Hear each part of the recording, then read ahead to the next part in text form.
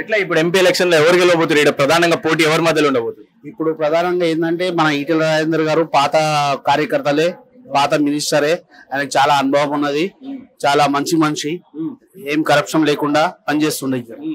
దానివల్ల ఈ 90% ఛాన్సెస్ వచ్చే ఛాన్సెస్ ఉంటుంది కాబట్టి నేను అనుకుంటున్నాను.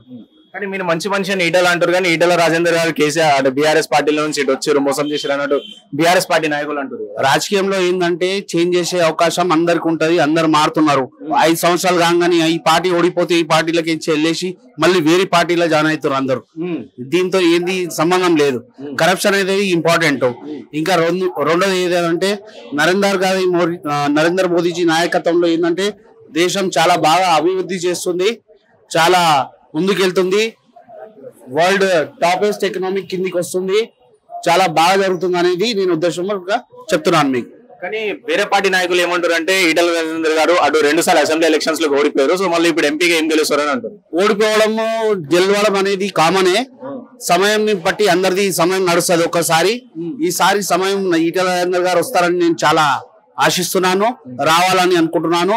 చాలా మంచి మనిషి, మంచి పని చేస్తానికి రెడీ అవుతున్నాడు. ఆయన కూడా మేము ఒకసారి కలిసి ఉండే బాగా మంచిగా అనిపిస్తుంది. వాళ్ళ పని మాత్రం బాగా అనిపిస్తుంది మాకు. అంటే కలిసినప్పుడు ఎట్లుంటారు, వ్యక్తిగతంగా ఎట్లుంటారు, మంచిగా మాట్లాడతారా లేకుంటే మన నాయకుడు అన్నట్టు ఏమన్నా చూపిస్తారు? లేదు, అంత ఏం ఈగో ప్రాబ్లం లేదు, అంత ఏం లేదు ప్రాబ్లం. చాలా సాఫ్ట్ గా, నేచర్ చాలా సాఫ్ట్ మనిషి, చాలా మంచి మాట్లాడతాడు ఆయన. చాలా బాగా రిసీవ్ చేసుకుంటారు. కామన్ పీపుల్ కి కూడా ఏదైనా ప్రాబ్లం గిట్ట ఉంటే మనం చెప్పుకోవచ్చు, ఆయనతో పని చేయించుకోవచ్చు అని అనుకుంటున్నాను నేను.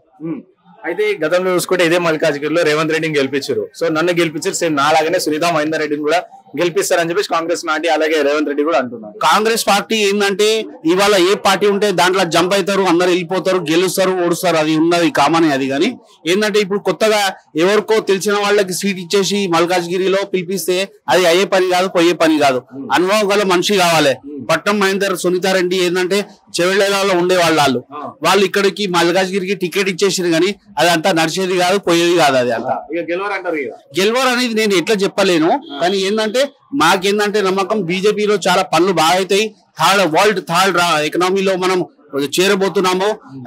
There are so many categories from Modi.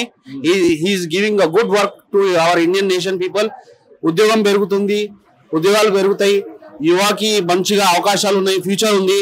ఇంకా చాలా బాగా మంచిగా ఫ్యూచర్ ఉంది ఇండియన్ కి. ఇంకా భారతదేశంలో ఏంటంటే మన పాకిస్తాన్ బార్డర్ అయినా కానీ, బంగ్లాదేశ్ బార్డర్ అయినా కానీ, రోహింగ్యా బార్డర్ అయినా కానీ మొత్తం క్లోజ్ చేస్తున్నారు అంతా. అమిత్ షా ఇంకా మోదీ గారు కలిసి మొత్తం భారతదేశంలో మొత్తం ఎవరు చూడకుండా రావకుండా, ఇల్లీగల్ ట్రెస్ పాసెస్ కాకుండా అది చూస్తున్నారు అందరు. సో మోదీ గారు ఇంత బాగా చేస్తారని మీరు అంటారు, కానీ హిందూ ముస్లిం గొడవలు మెయిన్ మోదీ గారి వల్లనే, బీజేపీ వల్లనే అయితే అంటారు కదా? లేదు, బీజేపీ వల్ల మోదీ గారిది దానికి ఏం అసలు లేదు. ఎప్పుడు పట్టించుకోలేదు మోదీ గారు, ఎప్పుడు మాట్లాడలేదు కూడా ఒక్కసారి కూడా. ఇప్పుడు 80 కోట్ల మందికి ఇప్పుడు 5 కిలోల బియ్యం ఇస్తున్నారు అందరు. మోదీ ఎవరికి చూడలేదు, మోదీ ఎవరికి అడగలేదు. ఈయన ముస్లిమా, హిందువా, క్రిస్టియనా, సిక్కుడా అని చెప్పేసి ఎప్పుడు అడగలేదు మోదీ. 80 కోట్ల మందికి ప్రతి నెల 5 కిలోల బియ్యం ఇస్తుండు.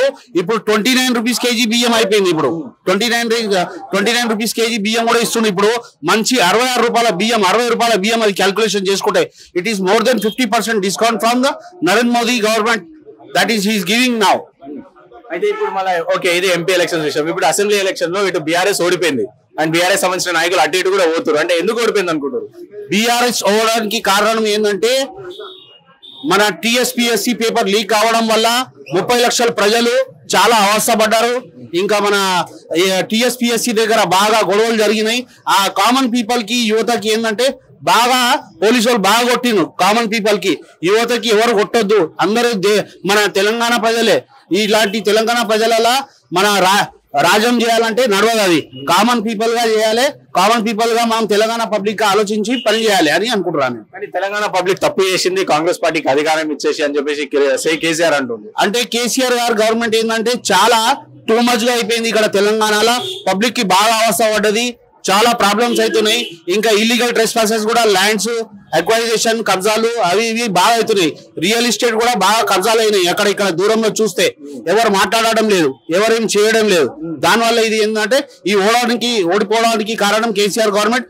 చాలా వీళ్ళకి బాగా పొగరెక్కినట్టు అయిపోయింది. కాబట్టి ఈ ప్రజలు వాళ్ళకు ఇది చెప్పినారని అనుకుంటున్నాను నేను.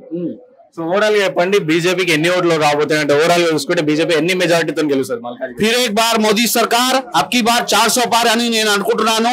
ఈ దేశంలో చాలా డిఫరెంట్ అయిన కేటగిరీ యువత మనుషుల మైండ్లలో మొత్తం వచ్చేసింది.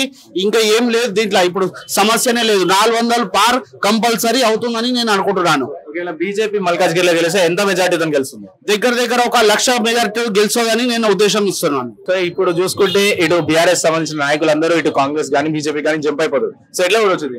మనుషులు పార్టీలో పనిచేసే వాళ్ళు ఎప్పుడైనా ఒక పార్టీలో పనిచేసి లాంగ్ టర్మ్ గా పనిచేసేసి తన సత్తా ఏమనేది చూపించాలి పబ్లిక్ కి.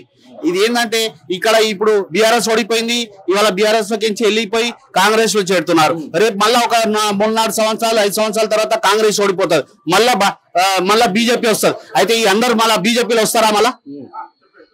మళ్ళా బీజేపీలో వస్తారా? అంటే ప్రతి 5 సంవత్సరానికి పార్టీ మారే వాళ్ళు పనిచేసేటోళ్ళు గారు.